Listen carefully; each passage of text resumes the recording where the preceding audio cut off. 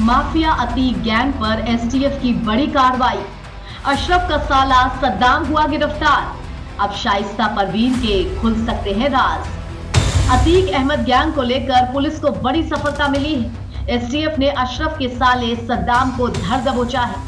उत्तर प्रदेश के प्रयागराज में दानिश अजीम उर्फ अशरफ के साले अब्दुल समद उर्फ सद्दाम को पुलिस ने गिरफ्तार किया है। सद्दाम के दुबई भागने की चर्चा थी।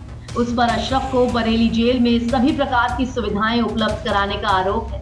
इसके अलावा उमेश पाल मर्डर की प्लानिंग में भी उसके शामिल होने की चर्चा रही है। सद्दाम अपनी बहन जैनब फातिमा के काफी करीबी था। उसी के माध्यम से वो अतीक गैंग में अपनी अलग जगह बना रहा था। अतीक अशरफ हत्याकांड के बाद से लगातार सद्दाम की तलाश चल रही थी। यूपी एसटीएफ की ओर से 1 लाख का इनाम घोषित किया गया था।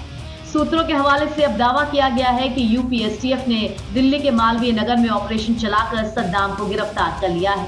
सद्दाम की गिरफ्तारी से 24 फरवरी को प्रयागराज में हुए उमेश पाल हत्याकांड के बारे में जानकारी सामने आने की संभावना है। सद्दाम के खिलाफ एडीजी की ओर से 1 लाख रुपए का इनाम घोषित था। सद्दाम पर बरेली में 2 केस दर्ज है। माफिया अशरफ से बरेली जेल में अवैध मुलाकातों को लेकर थाना बिथरी में 1 केस दर्ज है। उस पर आरोप है कि वो शूटर्स से बरेली जेल में अशरफ की मुलाकात करवाता था। इसके लिए उसने जेल प्रशासन से जुड़े कर्मियों को अपने साथ मिला रखा था। उमेश पाल मर्डर केस के बाद बरेली जेल का सीसीटीवी फुटेज सामने आया था।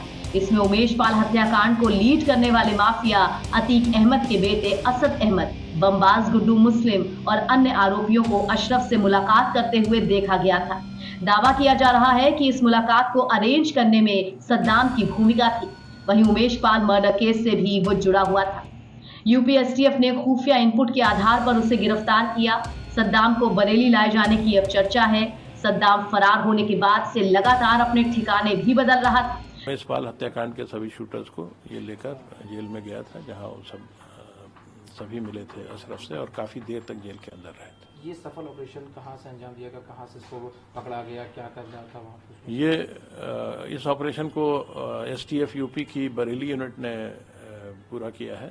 ये लगातार उसको ट्रैक करने की कोशिश कर रहे थे और दिल्ली के मालवीय नगर क्षेत्र में डीडीएफ फ्लैट से फाइनली इसे गिरफ्तार करने में कामयाबी हासिल हुई, जहां ये अपने महिला मित्र के साथ रह रहा था। दुबई से उसकी फोटो आने के बाद उसके देश छोड़ने की चर्चा थी। हालांकि पिछले दिनों उसके दिल्ली वापस लौटने की खबर भी आ गई थी।